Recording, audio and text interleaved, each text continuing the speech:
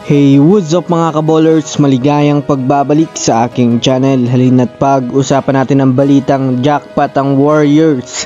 May 5 big man na. At ang balitang Kyle Kuzma malaki ang galit kay Rob Pelinka. Tara na't pag-usapan natin yan dito sa Basketball Hot Shots.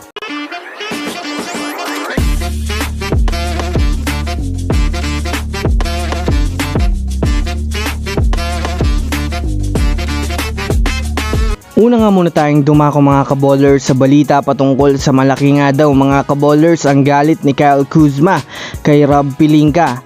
Matatandaan nga po natin mga kaballers noong sobrang napaka-solid pa ng lineup ng Los Angeles Lakers sa taong 2020.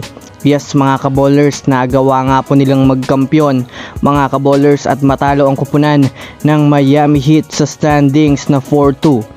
Ngunit matapos nga ang pangyayaring yun mga kaballers ay hindi na nga po yun mga kaballers na ulit at panay struggles na ang Lakers hanggang ngayon na makuha muli ang kampyonato. Kahit nga po mga kaballers marami ng mga superstar ang pinasok nila sa team ng Lakers, kaya sinisisi nga po mga kaballers ni Kyle Kuzma si Rob Pelinka. Kaya nga daw mga kaballers nagkandaletse-letse na ang Lakers dahil na rin sa naging desisyon niya mga kaballers. Masyado nga daw nagpanik si Rob Pelinka kaya ilan nga po sa kanilang mga championship players ay itinrade nga po nila.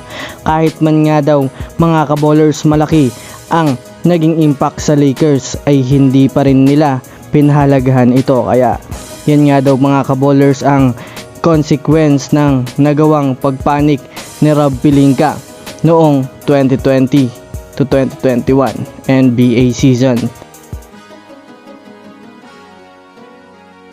Samantala, dumako naman tayo mga kaballers sa balitang jackpot nga daw ang Warriors mga kaballers sa kanilang 4 na big man.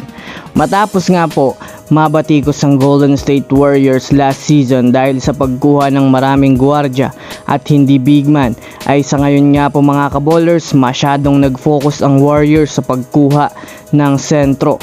Sa ngayon nga po, official na nga pong mayroon na silang 4 na sentro. Yes mga kaballers, binubuo nga po ito nila Trayce Jackson-Davis, Kevon Looney, Draymond Green at itong baguhan na si Quinton Post. Ngunit base sa kanilang front office, naghahanap pa rin nga sila ngayon ng ibang mga players na mayroong tangkad at haba na kayang magdomina sa ilalim ng basket o pumukol ng 3 points. Naibalita naman nga po mga kaballers na interesado ang Warriors ngayon kay Davis Bertans na may height na 6'10".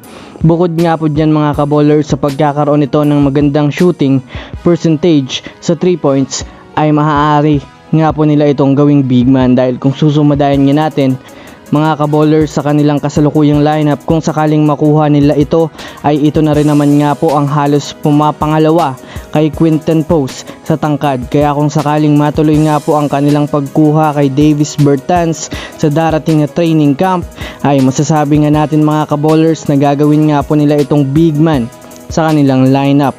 So yun lamang mga kaballers, yan lang naman ang pag-uusapan natin ngayon. Pindutin ang subscribe and hit nyo na rin ang notification bell para sa mga susunod na updates sa mundo ng basketball. Again, this is Basketball Hot Shots. Thanks for watching.